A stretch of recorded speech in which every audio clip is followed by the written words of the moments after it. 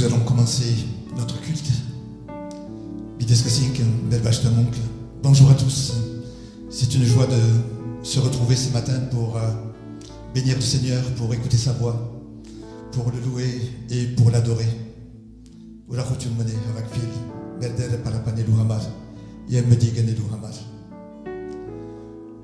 Je salue aussi tous ceux qui sont derrière leur écran, dans leur maison. Nous sommes ensemble unis par le Saint-Esprit pour bénir le Seigneur ensemble. Je lirai quelques versets du psaume 93. L'Éternel règne, il est revêtu de majesté. L'Éternel est revêtu, il est ceint de force. Aussi le monde est ferme, il ne chancelle pas. Ton trône est établi dès les temps anciens. Tu existes de toute éternité. Les fleuves élèvent ô Éternel, les fleuves élèvent leur voix. Les fleuves élèvent leurs ondes retentissantes, plus que la voix des grandes, des puissantes eaux, des flots impétueux de la mer. L'Éternel est puissant dans les lieux célestes. Tes témoignages sont entièrement véritables. La sainteté convient à ta maison, ô Éternel, pour toute la durée des temps. L'Éternel règne, il est revêtu de majesté. Seigneur, je voudrais te rendre grâce et te remercier pour ce temps que tu nous donnes ce matin de culte. Tu es saint de force et je prie pour que ta gloire rayonne ce matin et soit sur chacun d'entre nous. Merci de conduire ce culte par ton esprit. Nous voulons être attentifs à ta voix et nous laisser conduire par toi. Que ton nom soit loué et béni. Amen. Amen. Restons dans la présence de Dieu. Seigneur, comme on vient de le chanter, je m'abandonne. Mon enfant, je veux te remplir de ma gloire. Et je désire que ma gloire déborde de toi. Plus tu seras rempli de ma gloire, plus tout ce qui est un fardeau pour toi, tout ce qui te tracasse, partiront. Je veux ce matin poser ma main sur toi et te rassurer et te dire que je suis là et que mon désir c'est de te remplir de ma présence à tel point que tu rayonnes et que ma lumière s'étende sur tout autour de toi, sur tous ceux qui seront là, où que tu ailles et quoi que tu fasses. Mon enfant, attends-toi à moi, regarde à moi, ouvre pleinement ton cœur et je veux te remplir. Je veux te bénir. Je veux t'entourer de mes bras et te donner les forces dont tu as besoin ce matin pour continuer à marcher sur mon chemin. Mon enfant, ne te décourage pas, parce que je ne te laisse pas, je ne laisse pas ta main, je tiens ta main. Et même si tu vacilles quelquefois, je tiens toujours ta main et j'ai le pouvoir de te garder debout et ferme. Seigneur, je te remercie d'être là ce matin avec nous. Nous sommes rassemblés, Seigneur, et là où 2 ou 3 sont rassemblés en ton nom, tu es au milieu d'eux. Et ce matin, tu es là, Seigneur, et je prie pour que ta gloire descende, comme on l'a chanté, et remplisse ce lieu, et remplisse les cœurs maintenant, et que chacun, nous puissions ressentir ta présence, ta douceur, ton amour, ta force. Merci Jésus. Gloire à ton saint nom. Amen. Amen. Vous pouvez vous asseoir.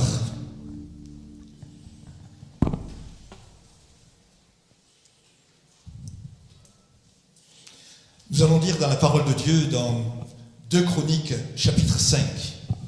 2 Chroniques chapitre 5. Yeglor Mnatzortats, Hingeros Keluch. 2 Chroniques, chapitre 5. Ainsi fut achevé tout l'ouvrage que Salomon fit pour la maison de l'Éternel. Puis il apporta l'argent, l'or et tous les ustensiles que David son père avait consacrés, et les mit dans les trésors de la maison de Dieu. Alors Salomon assembla à Jérusalem les anciens d'Israël et tous les chefs des tribus, les chefs de famille et des enfants d'Israël, pour transporter de la cité de David, qui est Sion, l'arche de l'alliance de l'Éternel. Tous les hommes d'Israël se réunirent auprès du roi pour la fête qui se célébra le 7e mois.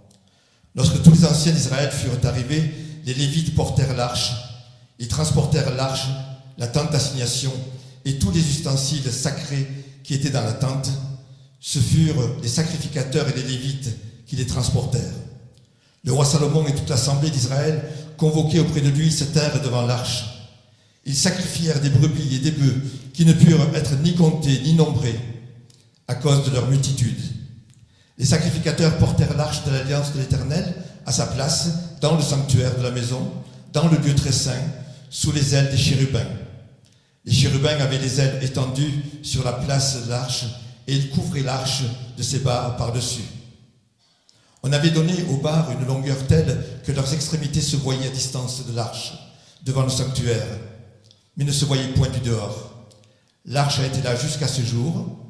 Il n'y avait dans l'arche que les 2 tables que Moïse y plaça à Horeb, lorsque l'Éternel fit alliance avec les enfants d'Israël à leur sortie d'Égypte. Au moment où les sacrificateurs sortirent de du Dieu saint, car tous les sacrificateurs présents s'étaient sanctifiés sans observer l'ordre des classes, et tous les Lévites qui étaient chantres, Asaph, Éman, Jétudun, leurs fils et leurs frères, revêtus de byssus, se tenaient à l'orient de l'autel avec des cymbales, des luttes et des harpes, et avaient auprès d'eux 120 sacrificateurs sonnant des trompettes. Et lorsque ceux qui sonnaient des trompettes et ceux qui chantaient, s'unissant d'un même accord pour célébrer et pour louer l'Éternel, firent retentir les instruments et célébrèrent l'Éternel par ses paroles, car il est bon, car sa miséricorde durera toujours. En ce moment, la maison de l'Éternel fut remplie d'une nuée. Les sacrificateurs ne purent pas y rester pour faire leur service à cause de la nuée, et la gloire de l'Éternel remplissait la maison de Dieu. La gloire de l'Éternel remplissait la maison de Dieu. À ce parc de Rochedun, Goletzner. Et j'ai vu comment les chants de ce matin concernaient la gloire de l'Éternel sans que ce soit concerté. À Sorba, Yerker, à ce parc Massin. Et alors, lorsque dimanche dernier, nous avons évoqué les 6 jarres vides qui se trouvaient à Cana, dans la maison où les invités se réjouissaient à l'occasion d'un mariage, nous avons vu que le miracle de l'eau changée en vin ne pouvait se produire que si les vases étaient au préalable remplis d'eau et au moment où l'eau était puisée. C'est dans ce même sens que l'apôtre Paul ordonne aux croyants d'être remplis du Saint-Esprit. C'est une plénitude qui leur permettra d'être des instruments puissants entre les mains de Dieu.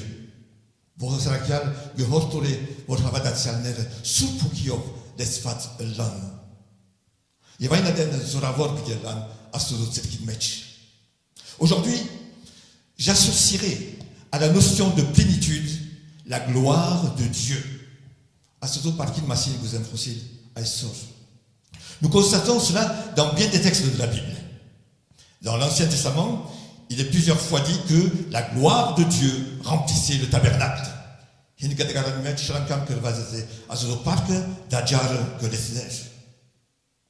est dit aussi que la nuée couvrit la tente d'assignation et la gloire de l'Éternel remplit le tabernacle.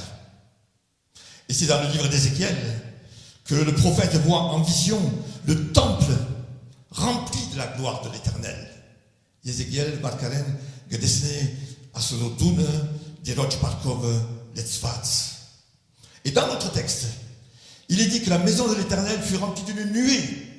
et que la gloire de l'Éternel remplissait la maison de Dieu.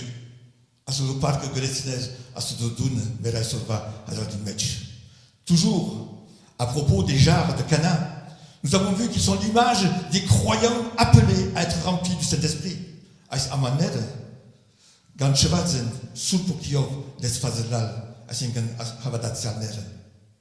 À propos de l'Évangile, l'apôtre Paul dit que nous portons ce trésor dans des vases de terre. Nous sommes ces vases que Dieu veut remplir. L'apôtre Paul dit aux enfants de Dieu, ne savez-vous pas que vous êtes le temple du Saint-Esprit? Que vous êtes la maison de Dieu?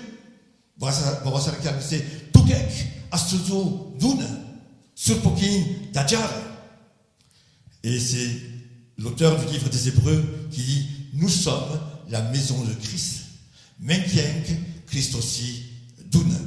Le temple est le lieu dans lequel Dieu habite, dans lequel il est adoré, il est prié, il est loué et écouté. C'est le lieu qu'il remplit de sa présence. Il représente soit la communauté des croyants, soit les enfants de Dieu, les croyants eux-mêmes. Les chrétiens nés de nouveau sont donc des temples du Saint-Esprit, sont donc des maisons de Dieu dans lesquelles Dieu habite. Dieu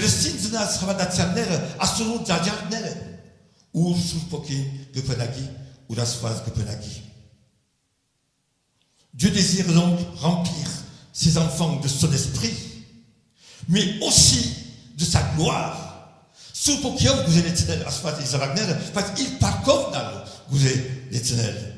une grâce merveilleuse qu'il désire leur accorder.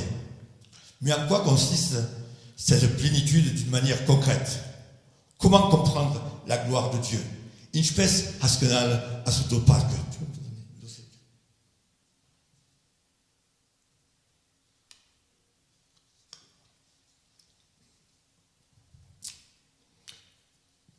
Il y a plusieurs images qui nous permettent d'avoir une notion de la gloire de Dieu.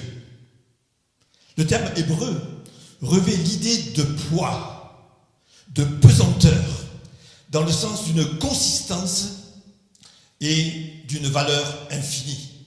C'est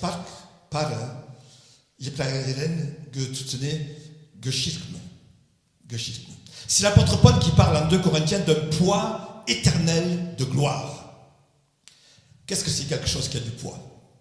Quelque chose qui a du poids, c'est quelque chose qui compte, qui a de la valeur, qui est précieux.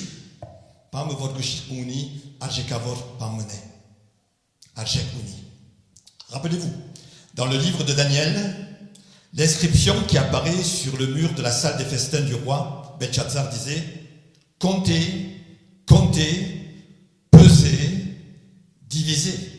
Daniel dit qu'il met ein sterke wordt gese hamrevats, geshervats, yevpachnovats. Et dans l'explication du mot peser que Daniel donne au roi, il dit, tu as été pesé dans la balance de Dieu et tu as été trouvé léger. Geshervetsar, yev shat kitsch geshirkov geshirvetsar. On associe aussi la gloire de Dieu à sa puissance, à sa grandeur, à sa sainteté, à son éclat, à sa splendeur. Et l'élément que je rapprocherai à cela, parce que je dis, qu'est-ce que je pourrais donner comme exemple? Eh bien, ce qui m'est venu à l'esprit, c'est le soleil. L'élément qui se rapproche de la gloire de Dieu, le soleil. En Apocalypse, Jean a une vision de Jésus. Il est dit que son visage était comme le soleil lorsqu'il brille dans sa force. Et dans le livre des Hébreux, il est dit que Christ est le reflet de la gloire de Dieu.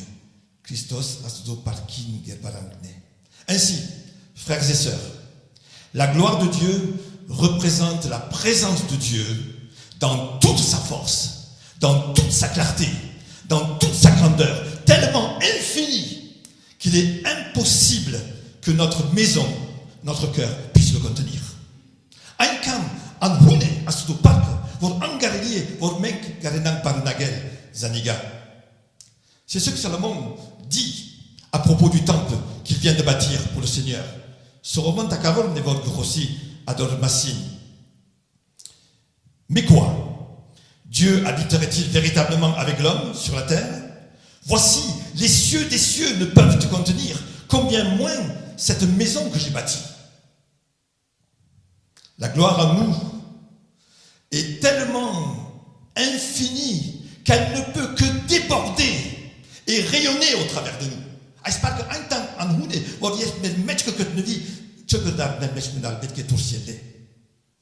Cela nous rappelle le visage de Moïse qui brillait lorsque il rentrait dans le sanctuaire. À tel point qu'on ne pouvait pas le regarder. Dans la vie de Jésus et de celle des apôtres, la présence en eux de la gloire leur permettait d'avoir une profonde piété, une intense communion avec Dieu et d'accomplir des miracles. Jésus match arakanelu match icepark gudar vor muderim harotaksutun unein astuzohet yefrashneral gadarein.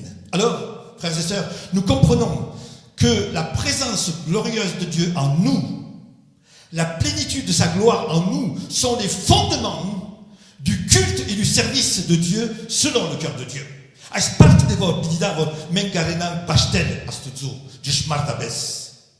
Les fondements d'une profonde piété et d'un témoignage puissant.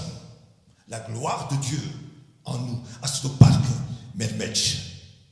Lorsque Dieu remplit le temple de ma vie, quand sa lumière m'inonde, quand sa puissance m'anime, quand je suis immergé dans son amour, alors je brille de la gloire de Dieu. Et les conséquences sont des conséquences glorieuses.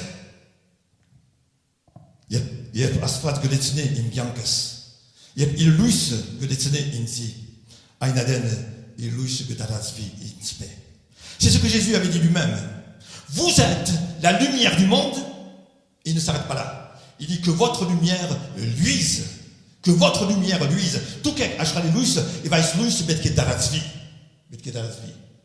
C'est aussi ce à quoi nous devons aspirer.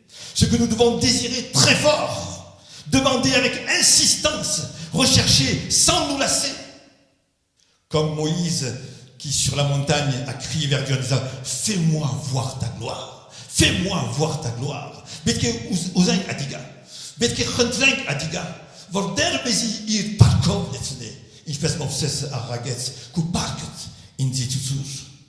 C'est aussi l'expérience du prophète Ésaïe au chapitre 6 de son livre, lorsqu'il a une vision de la gloire de l'Éternel. Il est prêt à répondre à la demande du Seigneur. Le Seigneur lui dit, qui enverrai-je et qui marchera pour nous? Alors, parce qu'il était rempli de sa gloire, Ésaïe a pu dire, me voici, envoie-moi. Me voici, envoie-moi.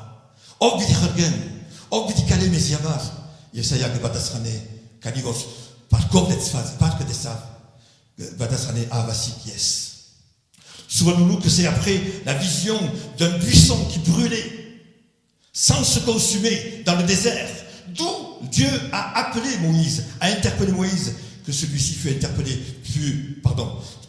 investi d'une grande mission, celle de retourner en Égypte pour libérer son peuple.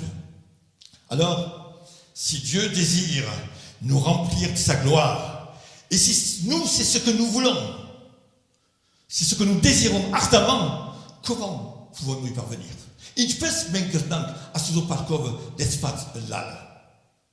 Le texte indique 3 étapes indispensables à franchir après que les travaux du temple furent achevés.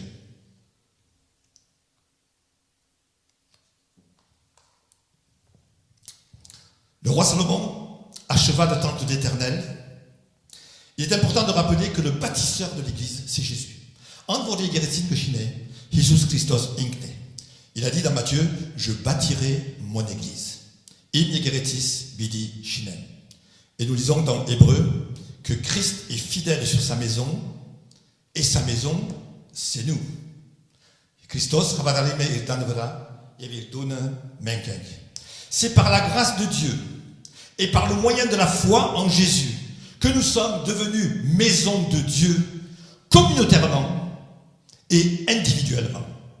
Astuto Shodorkovne, Yefisus Christosov, Yefhavatkov et Vormeng, Astuto Dundartzank. Le temple que je suis est appelé à grandir, à s'édifier. Nous sommes appelés, chacun d'entre nous, à ressembler toujours de plus en plus à Jésus. Quand je vais dire, biche à la véline manil, Jésus Christ aussi, à Sdadjar, Betke Mezda, Betke Parsana. Par l'œuvre du Saint-Esprit, le chrétien est appelé à devenir adulte, à l'état d'homme fait, à la mesure de la stature parfaite de Christ. Alors notre croissance spirituelle va se poursuivre jusqu'à la fin de nos jours ici-bas, par la présence et l'œuvre du Saint-Esprit à nous.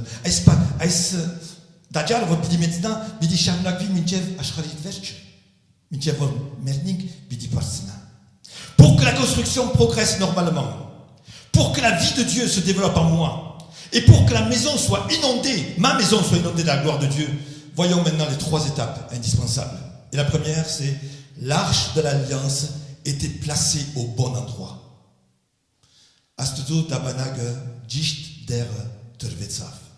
Les sacrificateurs apportèrent l'arche de l'alliance de l'Éternel à sa place, dans le sanctuaire de la maison, dans le lieu très saint.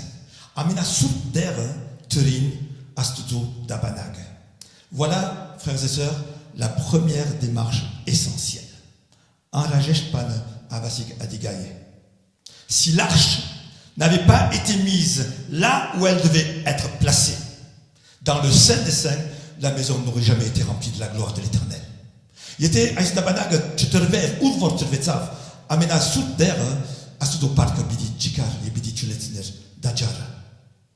pour le peuple d'Israël, l'arche de l'Alliance représente la présence même de Dieu parmi son peuple. C'était un coffre de bois, recouvert d'or, avec un couvercle appelé propitiatoire. Et sur le couvercle se trouvaient 2 chérubins aux ailes déployées, ayant les regards fixés sur l'endroit du couvercle où le souverain sacrificateur amenait le sang des victimes pour ses propres péchés, le pardon de ses propres péchés et pour le pardon des péchés du peuple. L'arche de l'Alliance était placée dans le lieu très saint. Il constituait le cœur même du temple. Il était impensable de mettre l'arche ailleurs que dans le lieu très saint. Dans le parvis, par exemple. Dans le lieu saint, par exemple. Ou dans la salle du trésor, par exemple. Ni aucune part ailleurs. C'était l'ordre de l'Éternel. Sa place était dans le saint des saints. En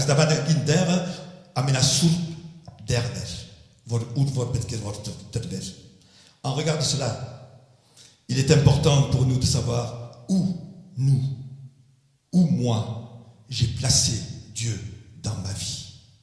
Yes, urteli astuzo, voltaire de vie astuzo im giankisbech. Pour certains, Dieu se trouve dans un calendrier accroché au mur. Pour d'autres, dans une Bible, sur la table de nuit. Ou alors, sur une croix que l'on porte au cou. Lorsque j'étais pasteur à Lyon, il y avait un garçon qui venait. Et puis un jour, lorsqu'il est sorti, j'ai vu qu'il y avait une croix ici. Une croix là. Alors je lui ai dit, par son prénom, tu sais cette croix qui est là, elle doit passer de là à là. Elle doit passer de là à là, dans le cœur. Dimanche d'après, il n'avait plus la croix. Il n'avait plus la croix, il avait mis cela. Il avait mis cela. Pour d'autres, Dieu se trouve dans une église que l'on fréquente, ou une religion que l'on essaie de suivre. Pour d'autres encore, Dieu se résume à de bons sentiments, de nobles pensées, ou une certaine qualité de vie morale, ou alors des œuvres et des bonnes actions envers les hommes. Pour d'autres encore, Dieu se trouve dans la pratique des commandements. Je ne vole pas, je ne tue pas, je ne dis pas de faux témoignages.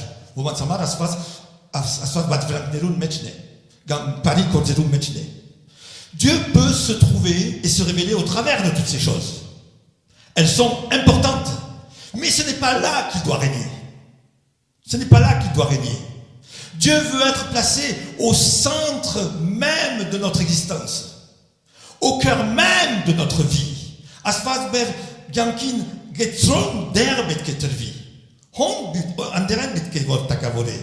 Il veut être le Seigneur, il veut être le maître d'œuvre de mon existence. On ne peut pas le reléguer à la cave, ni au grenier, ni dans un débarras, ni dans une pièce où on va lui dire « Reste là et tu sors pas de là ». Tu sors pas de là. Tu restes, ton rayon d'action c'est là. C'est pas autre chose dans ma vie. On peut pas. De plus, l'arche devait se trouver dans un lieu sanctifié et purifié. Ouvre ta banane que tu devais sous terme,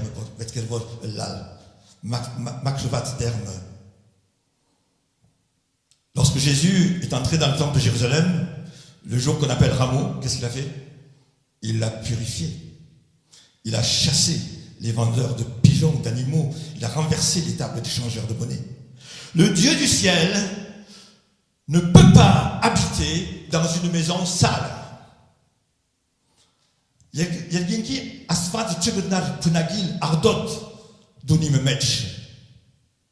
Ni cohabiter avec d'autres dieux ou des dieux étrangers.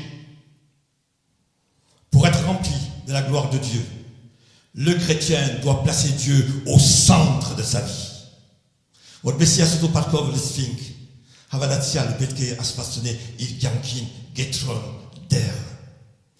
C'est ce que les proverbes disent. Ce proverbe dit « Garde ton cœur plus que toute autre chose, car de lui viennent les sources de vie. » Garde ton cœur, le centre de ta vie, plus que toute autre chose. Ça, c'était la première chose. Si Dieu est au centre de ta vie, alors cela va favoriser la venue de la gloire en toi. Et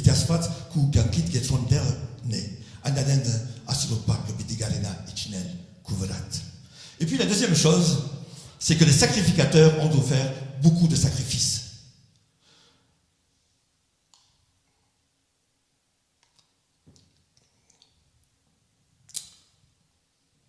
En offrant des sacrifices, Salomon et les Israélites montraient leur amour pour Dieu et leur attachement à Dieu, leur désir de le servir et la joie d'être à son service, leur désir de l'adorer et de l'honorer.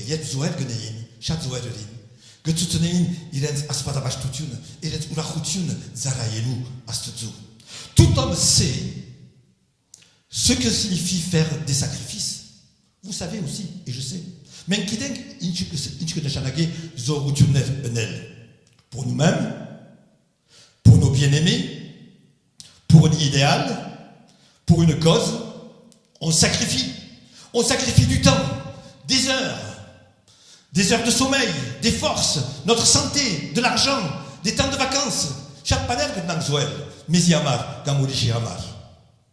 Quand on est convaincu, quand on aime vraiment, on ne calcule pas, on ne réfléchit pas, on se donne et on donne. Est-ce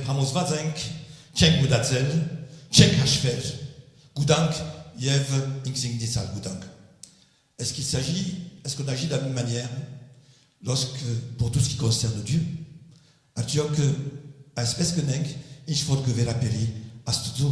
Sommes-nous aussi disponibles pour Dieu? Sommes-nous aussi zélés pour Dieu? Sommes-nous aussi disposés à faire les mêmes sacrifices lorsqu'il s'agit des affaires de Dieu?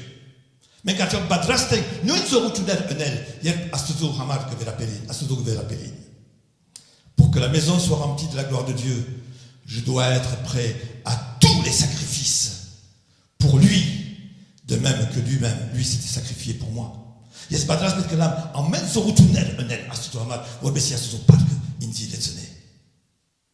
Et puis la troisième chose, vous l'avez dit dans les chants, tous se sont unis pour célébrer l'Éternel. Il y avait des instruments de musique, des cymbales, des luttes, des harpes, des trompettes. Il y avait ceux qui chantaient, relevant aussi cette petite phrase, s'unissant d'un même accord pour louer l'Éternel. Ils se sont unis pour louer le Seigneur. La louange vient après les deux premiers points. Je le redis. La louange vient après les deux premiers points.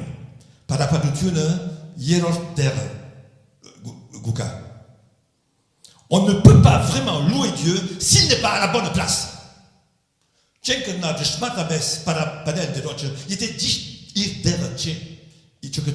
n'est pas au centre de mon existence. Pour que la gloire de Dieu remplisse le temple de ma vie, il est indispensable que nous soyons unis les uns avec les autres et que nous soyons en accord les uns avec les autres.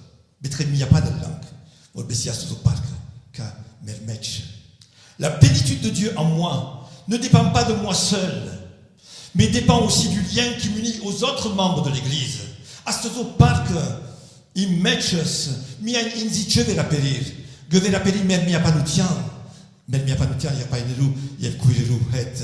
Et d'une manière particulière dans la louange.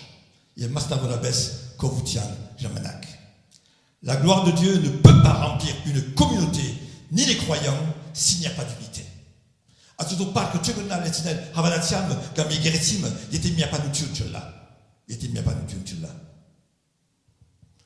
La place centrale de Dieu dans ma vie comme un sacrifice pour Dieu, et l'unité, en particulier dans la louange, sont les trois éléments essentiels pour que la gloire de Dieu remplisse ma vie, remplisse mon cœur. Frères et sœurs, Dieu veut nous remplir de sa gloire.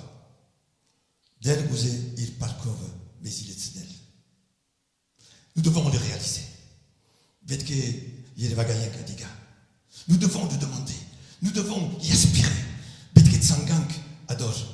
Afin que nous soyons étroitement unis à lui. Et en même temps, pour que nous soyons pour lui de puissants instruments pour accomplir ses œuvres.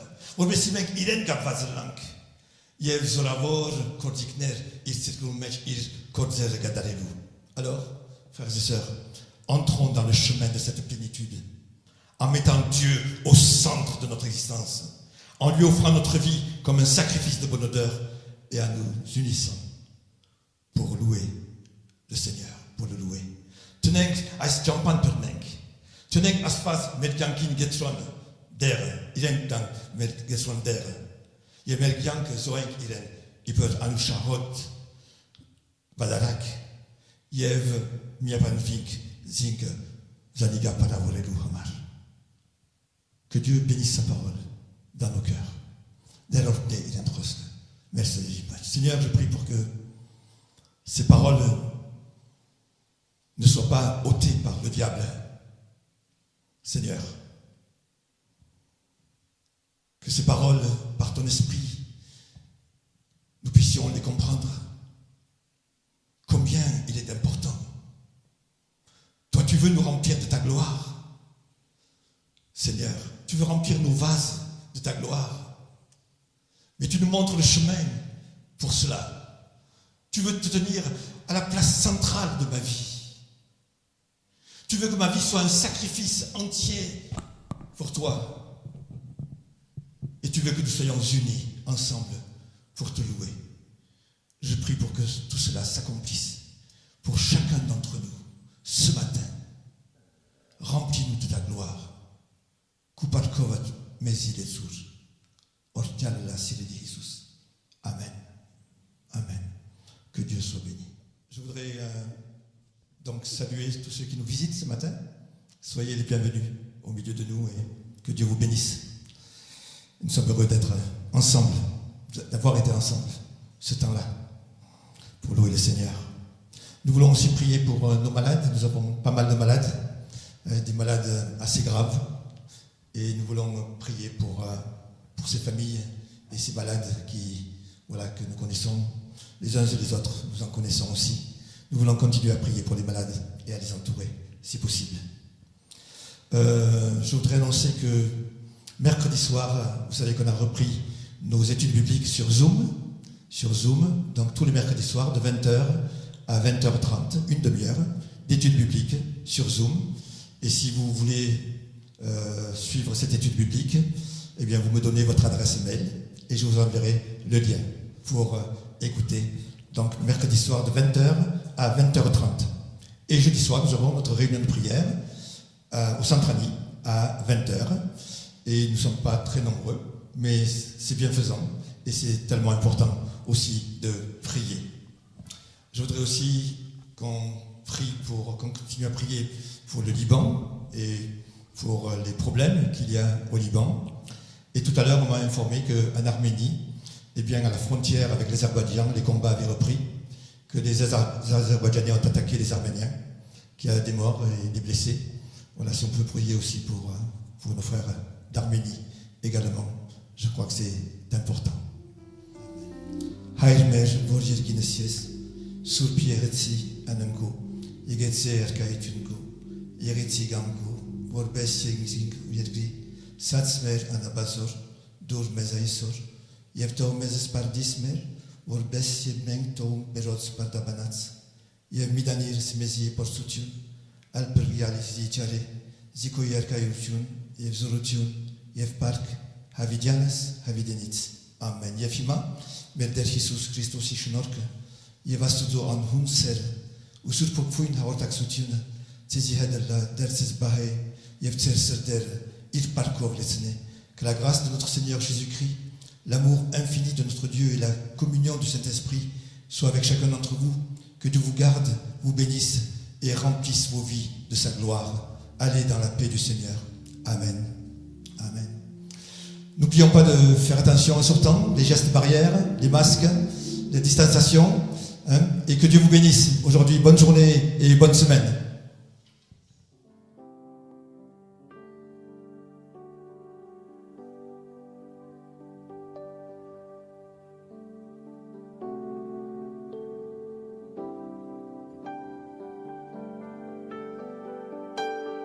Au-dessus des puissances, au-dessus des rois, au-dessus de la nature et de la création,